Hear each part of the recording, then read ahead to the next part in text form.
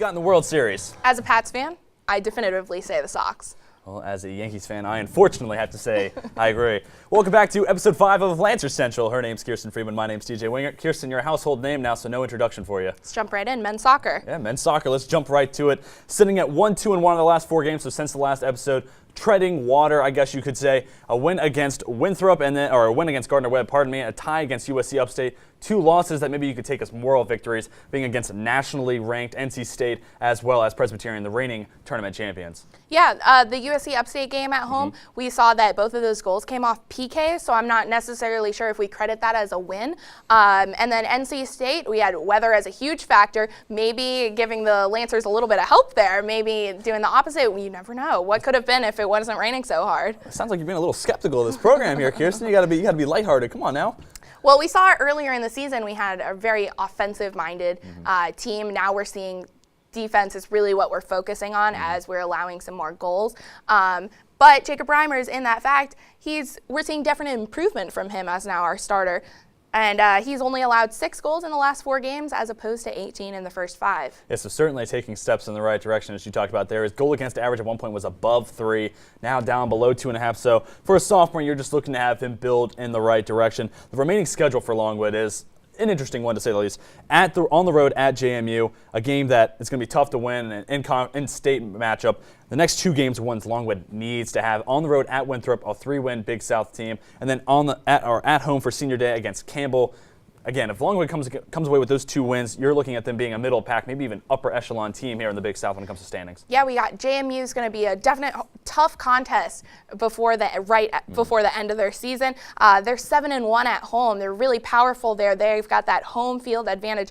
Winthrop, they are having a tough season again. We've seen that a little bit since 2015. They're looking to find their feet, so hoping to come off a win there. And then finally Campbell, we're looking at Senior Day on October 31st at home, honoring 7 seniors, including our 3 captains. So certainly an opportunity with the last 2 games of the year to turn the ship around, really climb up those Big South standings. And a team that's already climbed up to the top of the standings, field hockey. Field hockey exploding on Senior Day and looking to finish strong now. It looks like when it came to Senior Day, they were like, Senior Day, let's win.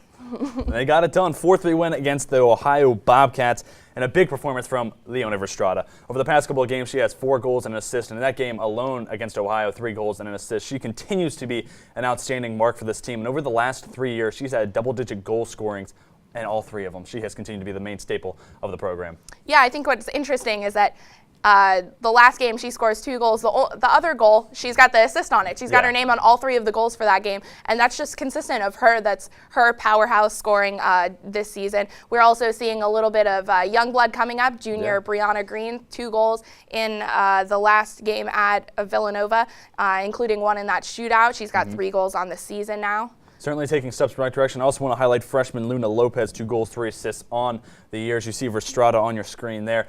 Those 3 together, along with Olivia Worsniak, we've talked about in the past, an offensive core to build around and build up through the MAC tournament, which takes place on November 1st. Their last game of the regular season will be at Ball State on October 27th. So one more opportunity. If they win that game and Kent State loses theirs, Longwood could potentially be the number 2 team in the MAC. Yeah, getting back to where they started in the MAC, that's what they need to be at. Recovery after a little bit of a slump there in the middle of it, for sure. Yeah, of course. And a team bouncing back from a slump early in the year, I guess you could say. Women's soccer sitting at 5-2-2 in the Big South. They have been red hot over the last 3 games since the last episode, 2-1. And Kirsten, that offense, 5 goals over that same time span. They've been great and fueled by a lot of those younger players. Yeah, and we saw that maybe they started off a little slower than we expected, coming in as the preseason number 2. They're picking up where they left off, and now they're going into finishing up conference play at this point, but they're showing that they are a powerhouse team. We've got that young blood again. Freshman Danielle Wooten, she has seen a lot of playing time. She's got 2 goals on the season already,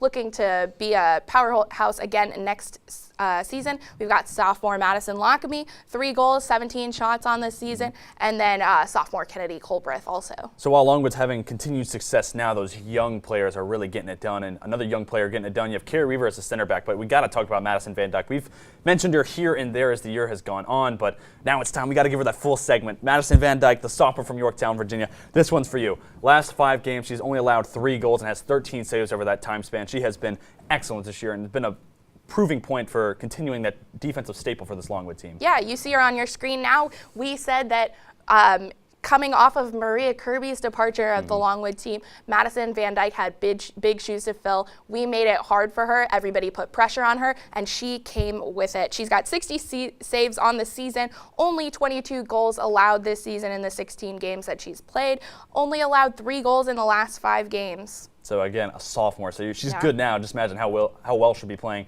her junior and senior year. Well, Kirsten, as basketball season is on the approach, we had our very own Nick Lewis go out to preview the men's and women's programs. Thanks, TJ. We're here outside Willett Hall, where Thursday night kicked off the first of 3 basketball events to get Lancer fans ready for the season. The women's team had their inaugural blue and white scrimmage, where the white team topped the blue team 62-57. 7 players scored double-digit figures in the game through only 3 quarters. For the men's team, they had their blue and white scrimmage on Saturday morning, where Isaiah Walton was the top scorer with 11 points. With basketball season just a couple weeks away, the men's team opened at home versus Randolph on November 6th, while the women's team opened at VCU November 9th. I'm Nick Lewis here reporting outside Willett Hall. Now back to you, TJ. Hey, well, thanks, Nick. Well, we're certainly excited to see, especially for Coach Aldrich and then Rebecca Tillett for the men's and women's program, respectively, what they can bring to the atmosphere in Longwood and the whole town of Farmville, for that matter. Yeah, Tillett knows Virginia with her experience at Osborne Park High School and Forest Park High School. Aldrich is familiar with Farmville, being the Hampton City grad that he is.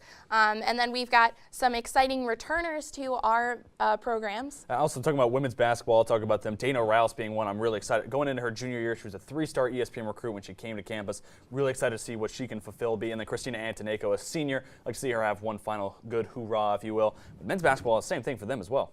Yeah, we've got Demarion Jeter, grad student now, and Isaiah Walton as well, redshirt senior, looking for his 5th year. Excited to see what he can bring again. And then Juan Munoz, who we've seen is riddled by injuries in the past.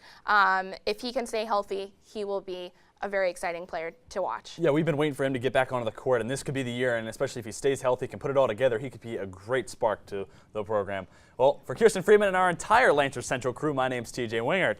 Until next time, we're signing off. Yeah, I came back. That was sick.